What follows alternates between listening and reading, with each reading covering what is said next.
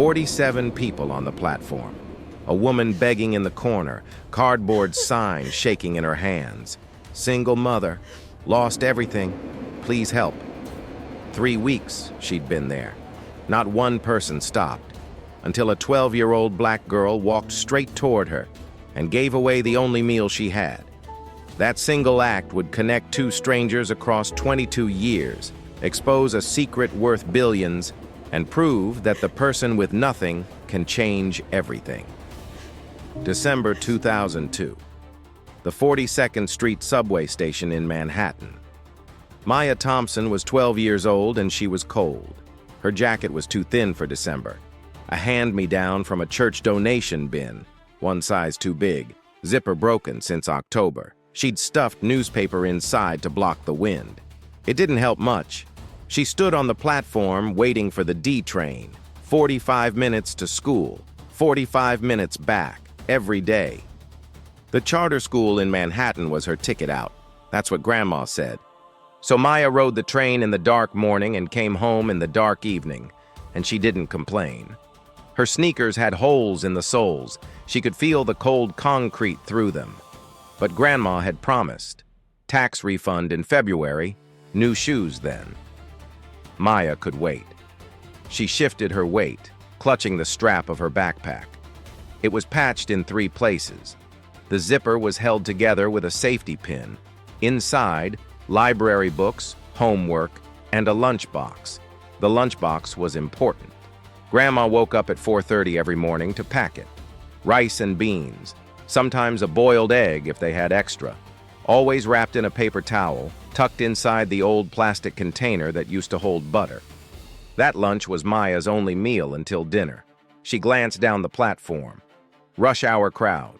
Suits and briefcases, expensive coats, leather gloves.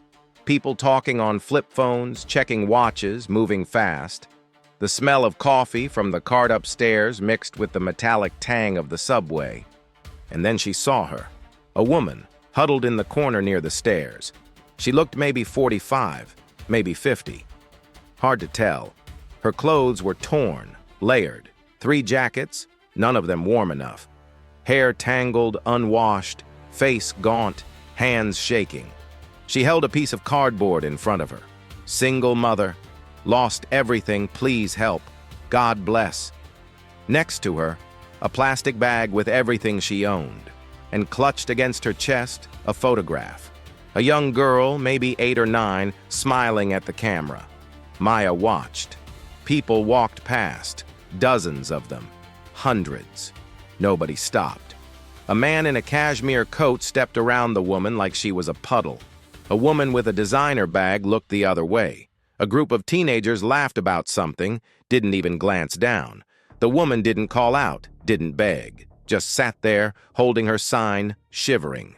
Maya kept watching. 10 minutes passed. The platform filled and emptied. Trains came and went. Maya waited for the D train. Delayed again, the announcement said. The woman in the corner hadn't moved. Nobody had given her anything. A few people had dropped coins without looking, the metal clinking against the concrete. One man threw a crumpled dollar from 3 feet away, like he was scared to get too close. Maya's stomach tightened, not from hunger, from something else. Then he showed up. Richard Kensington. She didn't know his name then. She'd learn it later, but she'd never forget his face. Tall, 50s, gray hair slicked back, navy suit that probably cost more than Grandma's rent for 6 months. Shoes so polished they reflected the fluorescent lights. He walked like he owned the platform, like he owned the whole city. Gold cufflinks, Rolex on his wrist, a leather briefcase that cost more than everything Maya owned combined. He was on his phone, not watching where he was going, laughing about something, a deal, a bonus, someone else's misfortunes. His foot caught the edge of the woman's cardboard sign. He stumbled, just barely, caught himself. Coffee splashed from the cup in his hand. A few drops landed on Eleanor's jacket, and his face twisted. Jesus Christ. He looked down at the woman like she was something stuck to his shoe. Can't they clean up this station? Eleanor flinched, drew her knees in tighter, said nothing. Sorry about that, the man on the other end of the phone said. Maya could hear the voice, faint but audible. It's fine, Richard said loudly, still glaring at Eleanor. Just some homeless woman taking up the whole platform. You'd think the city would do something about this. I pay enough in taxes. A few people nearby nodded. A woman in a fur coat pulled her daughter closer, like homelessness was contagious. Eleanor's hands trembled. She clutched the photograph of Stella tighter. Richard Kensington straightened his jacket, brushed off imaginary dirt. Then he reached into his pocket. Maya thought, for 1 second, maybe he was going to help. He pulled out his wallet, thick with bills, hundreds visible. He selected a single dollar, held it between 2 fingers like it was contaminated. He didn't hand it to her. He dropped it, let it flutter down to the dirty concrete in front of her. Then he laughed, a short, sharp sound, and said loud enough for everyone nearby to hear, "Here, buy yourself some dignity." The people around him reacted. A young man in a business suit chuckled nervously. A woman whispered something to her friend, and they both smirked. An older gentleman looked uncomfortable but said nothing, did nothing. Someone pulled out their phone, started recording, not to help, just to capture the spectacle. "That's cold, man," the person filming said, but they kept filming. Eleanor's face crumpled. Her lip trembled. She reached for the dollar with shaking hands. "God, don't touch it," Richard said to his phone companion. "She's going to touch it. These people, I'm telling you, Marcus, they have no shame. No shame at all." He stepped back, watching Eleanor scramble for the dollar like it was entertainment. The train roared into the station. The gust of wind caught the bill and sent it skittering across the platform, tumbling end over end under the wheels of a luggage cart. Gone. Eleanor's hand closed on empty air. A couple of people laughed outright now. One of them said, "Maybe that's God telling her something." Richard Kensington didn't even notice. He was already walking toward the train, still talking on his phone. "Yeah, these people are everywhere now. It's disgusting. The city's going to hell. Anyway, about the Johnson account." His voice faded as the doors closed behind him. Eleanor stayed frozen, hand still outstretched, eyes fixed on the spot where the dollar had disappeared.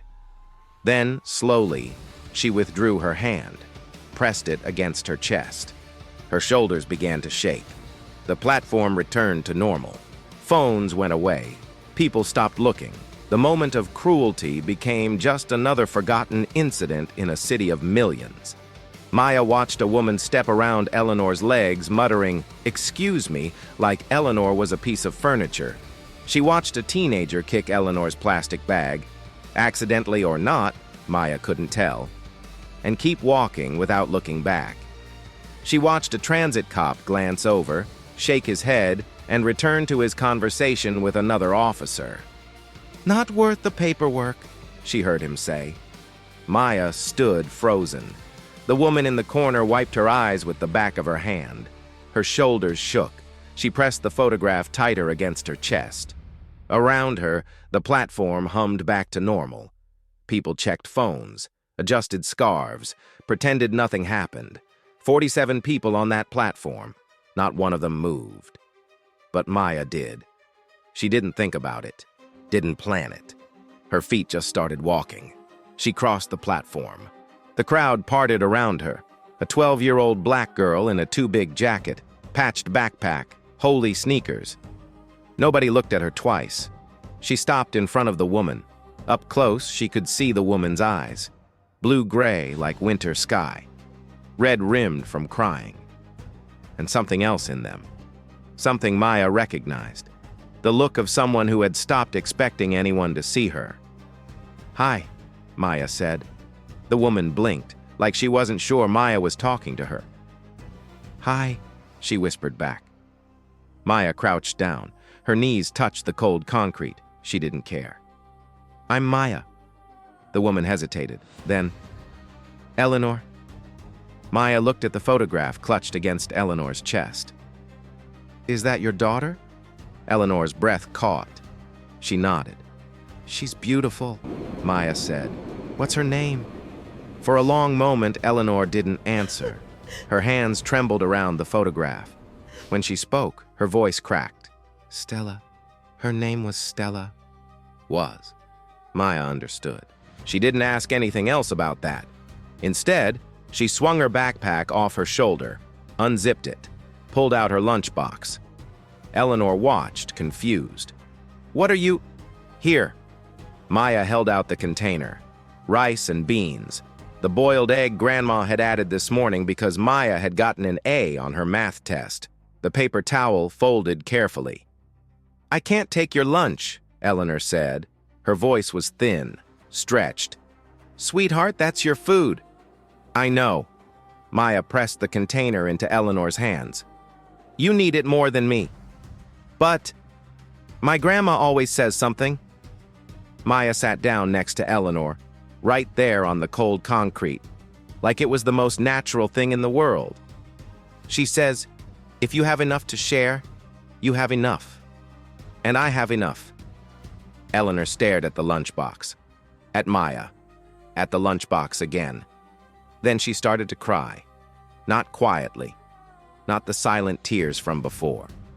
Real crying, the kind that shakes your whole body, that you can't control.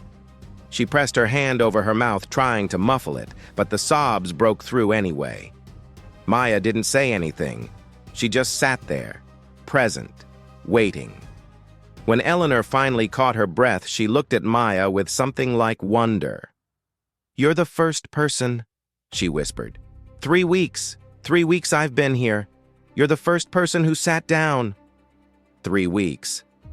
Maya let that sink in.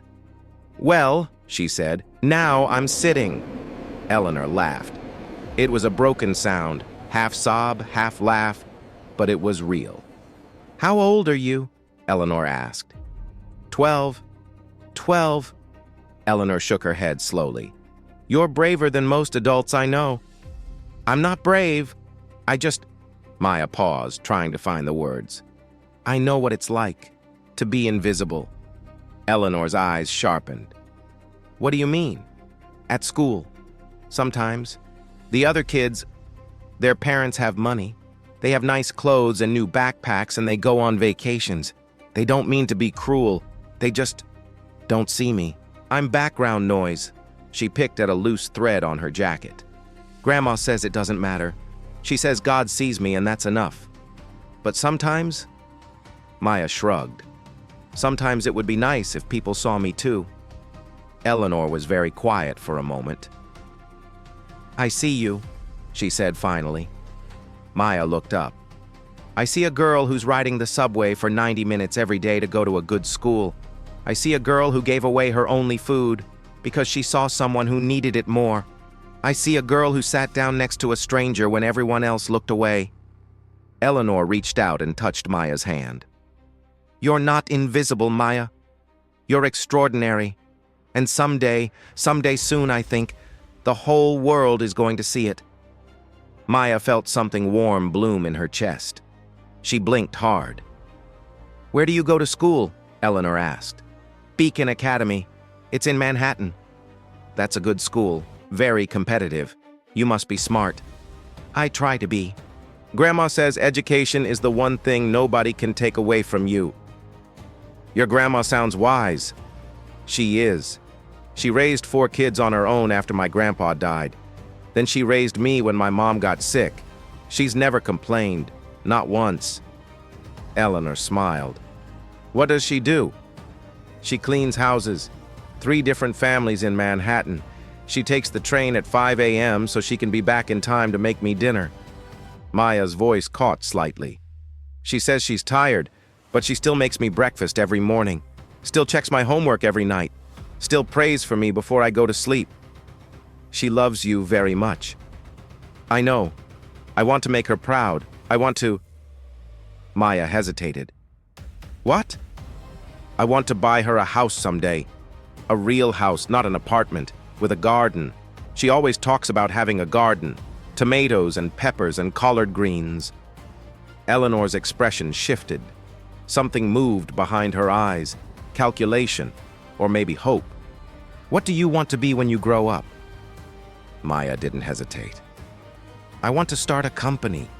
Help people who can't afford medicine, doctors, treatment. People like... She stopped. People like who? Maya looked down at her hands. My mom. She died when I was 8. Cancer. We couldn't afford the treatment. She waited too long to go to the doctor because she didn't have insurance. By the time we found out, it was too late. The platform noise seemed to fade, just the two of them in their own world. She was 31, Maya continued quietly. She had her whole life ahead of her. If we'd had money, if we'd caught it earlier, if... She shook her head. That's why I want to do it. So other kids don't lose their moms like I did. Eleanor was silent for a long moment. When she spoke, her voice was thick. I lost someone too. My daughter. Stella. She was 12. Same age as you. Maya's heart clenched. I'm sorry. Leukemia. We caught it early. We had the best doctors. All the money in the world. Eleanor's voice broke. It wasn't enough. She wiped her eyes with the back of her hand. For a long time I was angry. Angry at God, at the doctors, at myself. I had everything, and I couldn't save her. What was the point of any of it? Maya didn't say anything. She just listened. But talking to you... Eleanor looked at Maya with something like wonder. You have nothing, and you still gave. You still saw someone in pain and reached out. She shook her head slowly. Maybe that's the point. Maybe it's not about what you have. It's about what you do with it. Maya considered this. Grandma says something like that. She says, the Lord doesn't measure your gift by its size. He measures it by your heart. Eleanor laughed, a real laugh, surprised out of her. Your grandmother and I would get along? I think so too. They sat in comfortable silence for a moment. The platform hummed around them. Trains came and went. People rushed past, oblivious. You're going to do it, Eleanor said quietly. I can tell. You're going to change the world, Maya smiled. That's what Grandma says too. Your grandma sounds smart. She's the smartest person I know. The platform announcement crackled. D-train, arriving in 2 minutes. Maya's train. She started to stand, but Eleanor grabbed her hand. Wait! Eleanor reached into the plastic bag beside her. Her fingers searched for something, fumbling, urgent. Finally, she pulled it out. A silver bracelet, delicate chain, a tiny charm in the shape of a star. This was Stella's, Eleanor said. Her voice was steady now, certain. She would have been about your age. She wanted to be a doctor, help people. I can't take... Please. Eleanor pressed the bracelet into Maya's hand. You're the only person who saw me. Really saw me. In 3 weeks, you're the only one. Maya looked at the bracelet. The star charm caught the fluorescent light. Reach for the stars, Eleanor said. That's what I always told Stella. I'm telling you now. Reach for the stars, Maya, and don't let anyone tell you you can't. The train roared into the station. Maya closed her fingers around the bracelet. She wanted to say something. Thank you. I won't forget. Something. What came out was, I hope things get better for you. Eleanor smiled. A real smile. The first one, maybe, in a long time. They already have. Maya ran for the train, made it through the doors just before they closed. She pressed her face to the window, looking back. Eleanor was watching her. One hand raised in a wave. Maya waved back. The train pulled away. She never thought she'd see Eleanor again. She was wrong. 22 years later, Maya Thompson stood backstage at the Hartwell Foundation Gala, trying to remember how to breathe. 34 years old, founder and CEO of Hope Health, the healthcare technology company she'd started in her dorm room at Columbia. The company that connected low-income patients with affordable treatment. The company that had served 800,000 people across 43 states. The company valued at $2.1 billion. Tonight, she was receiving the Philanthropist of the Year award. Tonight, 500 of the most powerful people in America were going to applaud her, and Maya Thompson was terrified, not of the speech, not of the crowd, not of the cameras or the reporters or the pressure. She was terrified because she still didn't feel like she belonged here. A kid from the Bronx, raised by her grandmother in a 2-bedroom apartment with radiators that never worked right. A kid who used to stuff newspaper in her jacket to stay warm.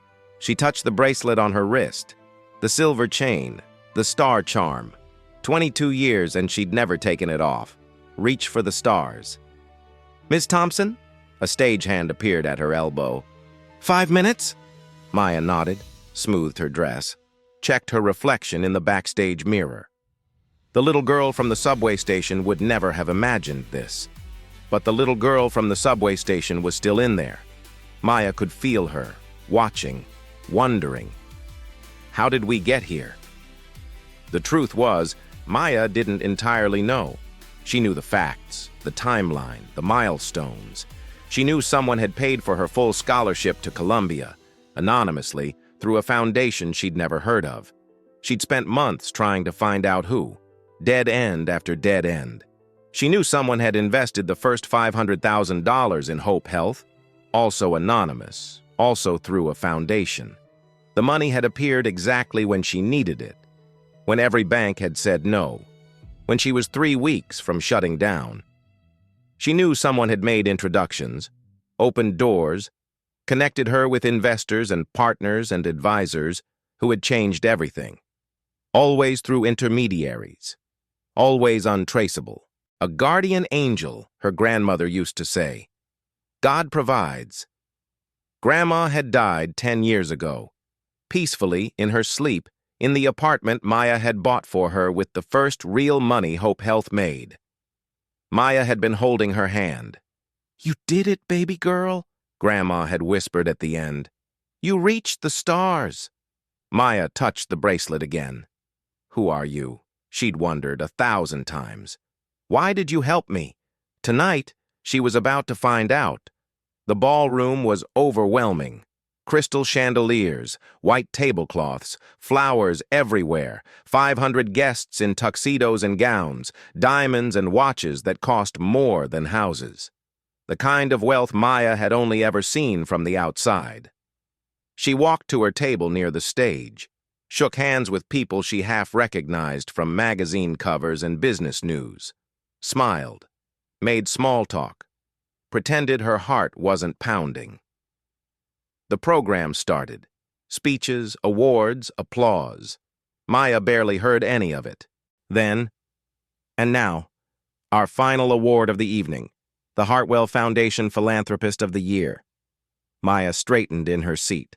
This year's recipient has dedicated her life to making health care accessible to those who need it most. Her company, Hope Health, has served over 800,000 patients.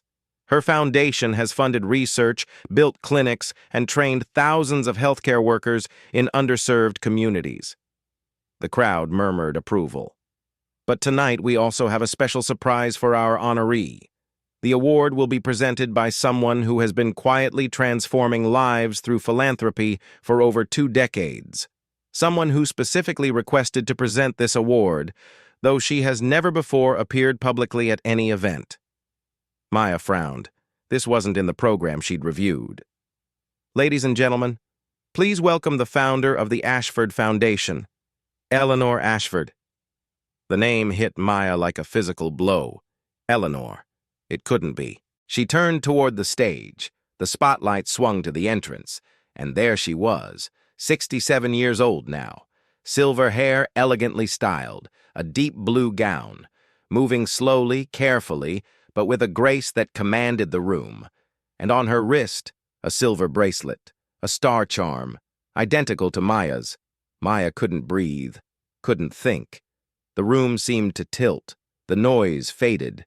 Everything narrowed to that bracelet, that face, that impossible presence walking toward the podium. The woman from the subway station, the beggar she'd given her lunch to 22 years ago. She was alive. She was here. She was... Eleanor reached the microphone. Her eyes scanned the room, searching. They found Maya, and Eleanor smiled. 22 years ago, Eleanor began, her voice clear and steady. I stood in a subway station at 42nd Street. The room went quiet. I had just lost my daughter Stella to leukemia. She was 12 years old. 3 months later, my husband left. Couldn't handle the grief, he said. I don't blame him. I couldn't handle it either. She paused, took a breath. I had $300 million in the bank. I had a penthouse on the Upper East Side. I had everything money could buy, and I had nothing worth living for. Someone in the audience shifted uncomfortably. Maya couldn't move. So I decided to conduct an experiment. I wanted to know, if I had nothing, if I was no one, would anyone see me? Would anyone care? Eleanor's eyes glistened. I dressed in old clothes. I went to the subway station. I sat with a cardboard sign, and I waited. 3 weeks, 21 days. Thousands of people walked past me. Some dropped coins without looking. Some made comments. One man, I still remember him, threw $1 at my feet and told me to buy myself some dignity. A few gasps in the audience. I was ready to give up, ready to conclude that kindness was dead, that compassion was a luxury only the comfortable could afford. Eleanor's voice softened. And then a 12-year-old girl sat down next to me. Maya felt tears sliding down her cheeks. She didn't bother wiping them. She didn't have much. I could see that. Her jacket was too thin. Her shoes had holes. Her backpack was held together with safety pins. But she had a lunchbox, rice and beans, and a boiled egg, the only meal she would have that day, and she gave it to me. Eleanor turned to look directly at Maya. She didn't know who I was. She didn't know I could buy that entire subway station. She didn't care. She just saw a person who was hurting, and she sat down. She told me about her mother, about her dreams, about the company she wanted to start someday, a company that would help people who couldn't afford medical care, people like her mother who had died because treatment came too late. I gave her my daughter's bracelet. It was the only thing I had left of Stella, and I told her to reach for the stars. Eleanor's voice cracked. I thought I was giving her a gift, but she had already given me something far more valuable. She gave me a reason to live. The room was absolutely silent. The next day I went home. I cleaned myself up, and I made a decision. I would spend the rest of my life doing what that little girl had done for me. I would see people, really see them, and I would help. I started the Ashford Foundation. We've given away $400 million over the past 2 decades. Scholarships, medical research, housing programs, job training. She paused. And I found that little girl. I followed her career, her struggles, her triumphs. When she needed a scholarship for college, I made sure she got one. When she needed startup capital, I provided it. When she needed introductions, I made them happen. I never told her. I never wanted her to know. Because what she did that day, sitting down next to me, sharing her only meal, that wasn't a transaction. That was pure grace. And grace can't be repaid. It can only be passed on. Eleanor stepped out from behind the podium. But tonight I'm breaking my own rule, because the world needs to know what I know. She walked toward the edge of the stage, toward Maya. You don't change the world with money. You change it with moments, small acts of courage, decisions to see someone when everyone else looks away. Maya Thompson changed the world when she was 12 years old, sitting on a cold subway platform giving away her only lunch. Everything she's accomplished since then, the company, the foundation, the 800,000 lives touched. It all started with that moment, that choice. Eleanor reached out her hand. The star bracelet glinted under the stage lights. Maya, come up here, please. Maya rose. Her legs shook. She walked to the stage like she was moving through water. Up the stairs, across the platform, toward the woman who had haunted her questions for 2 decades. They stood face to face. Eleanor reached for Maya's wrist, held it up so the room could see both bracelets, side by side. 2 stars, 2 halves of the same story. Stella's bracelet, Eleanor whispered, just for Maya. She had a matching set. I kept the other one. Maya couldn't speak. Tears streamed down her face. You didn't just give me food that day, Eleanor said, loud enough for the microphone to catch. You gave me my daughter back. Every time I helped someone, every scholarship, every grant, every life touched, I saw Stella's smile. I saw her dreams living on. She cupped Maya's face in her hands. You told me you wanted to make sure other kids didn't lose their mothers the way you lost yours. You did it, Maya. You're doing it every single day. But what you don't know, what you could never know, is that you also made sure a mother didn't lose herself after losing her daughter. Maya broke. She fell into Eleanor's arms, sobbing. 22 years of questions, of wondering, of gratitude she'd never been able to express. It all poured out in that moment. Eleanor held her tight, the way a mother holds a child, the way she hadn't been able to hold anyone in so long. 500 people rose to their feet. The applause started slowly. Then it built and built and built, a standing ovation that lasted 4 minutes. But Maya and Eleanor didn't notice. They were too busy holding on to each other. Two strangers who had found each other in a subway station. Two broken hearts that had healed each other. A 12-year-old girl who gave away her lunch, and the billionaire who learned what kindness really meant. You didn't help me because you had extra. You helped me because you understood what it meant to have nothing. That's not charity, Maya. That's love. The story went viral. Not because of the money, not because of the company or the awards or the gala, because of a single image, 2 women, 2-star bracelets, holding each other on a stage. The video of Eleanor's speech hit 50 million views in 3 days. News outlets from CNN to BBC ran the story. The subway Samaritan, they called Maya. The billionaire beggar, they called Eleanor. But Maya and Eleanor didn't care about the headlines. They were too busy making up for lost time. Eleanor took Maya to the 42nd Street station 1 week after the gala. They stood on the same platform where they'd met. The spot where Maya had sat down was now marked with a small plaque. The city had installed it after the story broke. Here, in December 2002, a 12-year-old girl reminded New York City what compassion looks like. Maya laughed when she saw it. I was just sharing my lunch. And that's exactly the point, Eleanor said. You didn't think it was extraordinary. You just thought it was right. They walked the city that day, talked for hours. Eleanor told her about Stella, the real Stella, not just the photograph. Her laugh, her dreams, the way she used to dance in the kitchen while Eleanor made breakfast. Maya told her about Grandma, the prayers she'd say every morning, the way she'd iron Maya's school uniform even when the iron barely worked. The Bible verse taped above the kitchen sink. Do not forget to show hospitality to strangers, for by so doing some have entertained angels unawares. She would have loved you, Maya said. She raised you, Eleanor replied. I already love her. That night they had dinner together, the first of many, and they made a plan.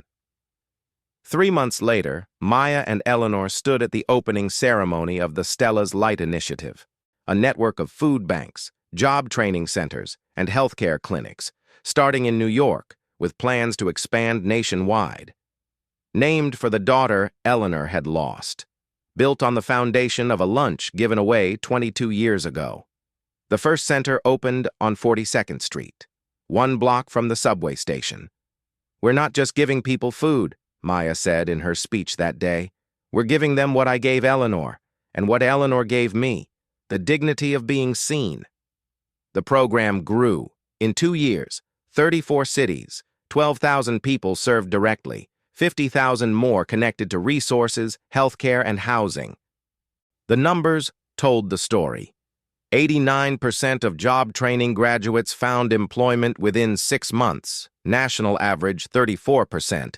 94% of families housed through the program remained housed after 2 years, $47 million in medical debt forgiven through partnerships with hospitals, 2,300 children received scholarships for after-school programs. 156 small businesses started by program graduates. But numbers were just numbers. The real story was in the faces.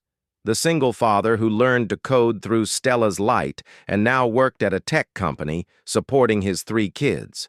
The grandmother who got her diabetes medication for the first time in years. The teenager who was headed for the streets until a counselor at the center believed in him. He was now in his first year of college, studying social work. Maya kept a wall in her office covered with photos. Thank you cards, letters from people whose lives had been changed. You saw me when no one else did. Because of you, my kids have a future. I was ready to give up. Now I'm ready to live. Every letter made her think of Eleanor, of that cold subway platform, of the question that started it all. If you have nothing, will anyone see you? The answer, Maya had learned, was yes, but only if someone chose to look. Maya ran the operations. Eleanor provided the funding and the connections. Together they built something neither could have built alone. And there was one more development. Richard Kensington, the man who had thrown $1 at Eleanor's feet, made the news again. The headline hit 6 years after that day in the subway. Hedge fund manager Richard Kensington indicted on 23 counts of securities fraud. Maya found out when a reporter asked for a comment. She read the article carefully. His fund had collapsed. $340 million in losses. Investors ruined. Employees blindsided. Kensington had been skimming for years, living lavishly while his clients' money evaporated. The same man who couldn't spare a moment of dignity for a woman on a subway platform had been stealing millions from people who trusted him. The photos showed him in handcuffs. The Rolex was gone. The expensive suit was wrinkled. His face, once so smug, was pale and drawn. He was sentenced to 15 years. His wife filed for divorce 3 weeks after the indictment. His children, she read, had changed their last name. Maya declined to comment to the reporter, but Eleanor smiled when she heard. I don't wish him harm, she said, but I do hope he learned something. I hope he's sitting somewhere, remembering that $1 he threw at me. And I hope he understands now what he was really throwing away. What's that? A chance. A chance to be someone's turning point. He could have sat down next to me. He could have asked my name. He could have been the one who changed my life. Eleanor touched Maya's bracelet. But he didn't. You did. Do you think about him? Maya asked. About that day? Eleanor considered. Sometimes. Not with anger anymore. With pity, I suppose. He had everything. Money, power, status. And it meant nothing, because he couldn't see past himself. She looked out the window of her penthouse at the city sprawling below. You know what I remember most about that day? Not Richard Kensington, not the cold, not the humiliation. I remember your face when you sat down. You weren't afraid of me. You weren't disgusted. You were just present, curious, kind. I remember your face too, Maya said. You looked surprised, like you'd forgotten people could be kind. I had forgotten. For 3 weeks I'd been invisible, less than invisible, an inconvenience, a problem to step around. Eleanor turned back to Maya. And then you sat down, and you said, Hi, I'm Maya. Like it was the most natural thing in the world. It was natural. Grandma taught me everyone deserves respect. Everyone has a story. Your grandmother taught you well. Eleanor paused. I wish I could have met her. She would have loved you. She would have made you collard greens and cornbread and asked you 100 questions about your life. I would have answered everyone. 1 year after the gala, Eleanor got sick. Pancreatic cancer, stage 4. The same disease that had taken her husband's mother 30 years before. She had 6 months, maybe less. Maya was with her when she got the diagnosis, held her hand in the sterile hospital room, refused to let go. The doctor's voice seemed to come from very far away. Words like, aggressive and palliative and quality of life floating through the air like ash. Maya couldn't process it, couldn't accept that the woman who had given her everything was now facing the one thing money couldn't fix. "Don't," Eleanor said, seeing Maya's face. "Don't you dare feel sorry for me. I've had 22 extra years, 22 years I wasn't supposed to have, because of you." She squeezed Maya's hand. "That day in the subway, I wasn't just testing humanity's kindness, I was deciding whether to keep living. If no one had stopped, if you hadn't sat down, I don't know what I would have done." Maya's breath caught. She'd never known, never suspected. "You saved my life, Maya. Literally, not metaphorically. And everything I've done since then, the foundation, the scholarships, the programs, it's all because a 12-year-old girl shared her lunch." Eleanor smiled, despite the diagnosis, despite the fear. "I got to watch you grow. I got to see Stella's dreams come true through you. I got to give away more money than I ever spent on myself. I got to matter." She looked at Maya with clear, certain eyes. "That's not a tragedy, Maya. That's a gift." Eleanor lived for 8 more months. Maya was there for all of it. Every chemo session, every good day and bad day, every midnight phone call when the pain was too much and Eleanor just needed to hear a friendly voice. Maya moved into the guest room of Eleanor's penthouse, hired round-the-clock nurses, but insisted on being there herself as much as possible. The Board of Hope Health understood. Some things mattered more than quarterly reports. They talked about everything: life, death, what comes after. On good days, they looked at photo albums. Stella as a baby, Stella learning to walk, Stella in her school uniform, gap-toothed smile bright as the sun. She wanted to be a doctor, Eleanor said one afternoon, running her finger over a photograph. Or a teacher. She couldn't decide. Said she wanted to help people, whatever that meant. "She would have been amazing," Maya said. "She would have loved you. I think that's why I felt connected to you so quickly. You reminded me of her, not physically, but your spirit, your determination, the way you see people." Eleanor closed the album. "When I'm gone, I want you to keep going, keep building, keep seeing people the way you saw me." "I will, I promise." "And Maya?" "Yes?" "Thank you for sitting down." Maya couldn't speak. She just held Eleanor's hand and let the tears fall. On bad days, when the pain was overwhelming, Maya would read to her, classic novels, poetry, sometimes just the day's news. Once, during a particularly difficult night, Eleanor asked Maya to sing. "I don't really sing," Maya said. "Your grandmother sang, you told me, gospel songs while she cooked." Maya hesitated. Then softly she began. "Amazing Grace. How sweet the sound." Eleanor closed her eyes. A smile crossed her face. "That saved a wretch like me. I once was lost, but now am found." Maya's voice cracked. She kept going anyway. "Was blind, but now I see." When she finished, Eleanor was asleep, peaceful, the furrow of pain smoothed from her brow. Maya stayed beside her until morning. Near the end, Eleanor became more reflective. "Do you believe in heaven?" she asked one evening. Maya thought about it. Grandma did. She talked about it like it was a real place, like she'd already seen the blueprints. "And you?" "I don't know. I want to. I want to believe that my mom is somewhere beautiful, that Grandma is with her, that they're watching. I want to believe Stella is waiting for me," Eleanor whispered, "that I'll see her again, that she'll still know me. She'll know you. How could she not know you?" Eleanor smiled weakly. "I've changed so much, grown so much, all because of that day. Then she'll see the best version of you, the version that helped thousands of people, the version that changed the world, the version that met you." Maya nodded. "The version that met me."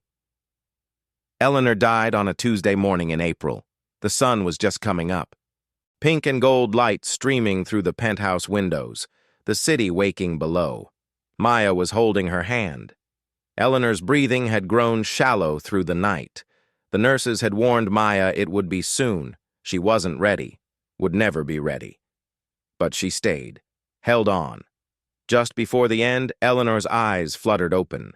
For a moment they were clear, present, focused on Maya's face. "I see her," Eleanor whispered. "I see Stella." Maya's heart broke and soared at the same time. "Go to her," Maya said, though the words tore through her. "She's been waiting." Eleanor smiled.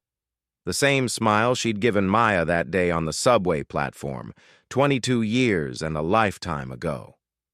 "Reach for the stars, sweetheart," she said. "You're almost there." Her eyes closed. Her hand went slack. And Eleanor Ashford, billionaire, philanthropist, beggar, mother, friend, was gone. The funeral was standing room only. Politicians, business leaders, celebrities, but also former scholarship recipients, graduates of the Stella's Light Job Training Program, families who'd been helped by the Ashford Foundation. A woman stood up during the memorial. She was 43, dressed simply, holding the hand of a teenage boy. "Eleanor Ashford paid for my cancer treatment when I had no insurance," she said, voice shaking. "I never met her. I never even knew her name until today. But I'm alive because of her. My son has a mother because of her." Others followed. Story after story. Life after life. $400 million given away without fanfare, without recognition, without expectation of return. A legacy measured not in buildings or statues, but in people, in moments, in the quiet gift of being seen. Maya gave the final eulogy. She talked about the subway station, the lunchbox, the bracelet, and she ended with this. "Eleanor taught me that kindness isn't a transaction. You don't do it because you'll get something back. You do it because someone needs it. You do it because you can." She could have stayed bitter after losing Stella. She could have retreated into her money and her grief and spent the rest of her life feeling sorry for herself. No one would have blamed her. But instead, she went looking for proof that kindness still existed, and when she found it, when a 12-year-old girl sat down next to her on a cold subway platform, she spent the next 22 years passing it on. Maya touched her bracelet, the star charm. "I used to wonder why Eleanor helped me, why she chose me. Now I understand. She didn't choose me. The kindness chose. It moves through us like light through a window. We don't create it. We just let it through. So, here's what I want you to do. Not for me, not for Eleanor, for the next person you see who's invisible. Sit down next to them. Ask their name. Share what you have. You might think you're just giving them lunch, but you might be giving them a reason to live." 1 year later. Maya Thompson stood at the 42nd Street subway station. Same platform, same spot. But today was different. Today was the grand opening of the first permanent Stella's Light Food Distribution Center. Right there in the station. A small booth staffed by volunteers, offering free meals to anyone who needed one. Maya handed out the first 100 lunches herself. Beside her, a framed photograph of Eleanor Ashford, smiling. And beside that, in a glass case, 2 silver bracelets with star charms, donated by Maya to be displayed permanently at the station. A plaque beneath them read, "In 2002, a hungry child gave her only meal to a stranger. In 2024, a city learned what that stranger gave back. Kindness is not a transaction. It's a seed. You plant it without knowing who will harvest. But someone will. Someone always will." Maya watched the line of people, homeless individuals, struggling families, kids who reminded her of herself, accepting food with quiet gratitude. A girl approached the booth, 10 years old maybe, black like Maya had been, wearing a jacket that was too big, shoes with holes. She looked at Maya with wide eyes. "Are you the lady from the story? The one who shared her lunch?" Maya smiled, crouched down to the girl's level. I am. What's your name? Destiny. That's a beautiful name, Destiny. Maya reached into her pocket, pulled out something she'd brought for this exact moment, a small silver bracelet, a star charm. She'd had 100 of them made, for moments exactly like this. You know what this means? Maya asked, holding up the bracelet. Destiny shook her head. It means, reach for the stars, no matter where you start, no matter what anyone tells you. You can get there. She fastened the bracelet around Destiny's wrist. Someone gave this to me when I was about your age. It changed my life. Maybe it'll change yours too. Destiny looked at the bracelet, then at Maya, then back at the bracelet. Thank you, she whispered. Don't thank me, Maya said. Just pass it on someday, when you see someone who needs it. Destiny nodded solemnly, like she understood something important. Maybe she did. The cycle continues. Maya Thompson still runs Hope Health. The company has served over 2 million patients now. The stock price doesn't matter to her anymore. The only number that matters is how many people got the care they needed. The Stella's Light Initiative operates in 67 cities, 400 permanent locations, 300,000 meals served every month. And every December, on the anniversary of the day she met Eleanor, Maya returns to the 42nd Street station. She serves food. She talks to people. She listens. She looks for the next person who needs to be seen. 47 people walked past Eleanor Ashford that day in December 2002. Only one stopped. That's all it takes. One person, one moment, one choice. The question isn't whether kindness makes a difference. The question is, will you be the one who stops?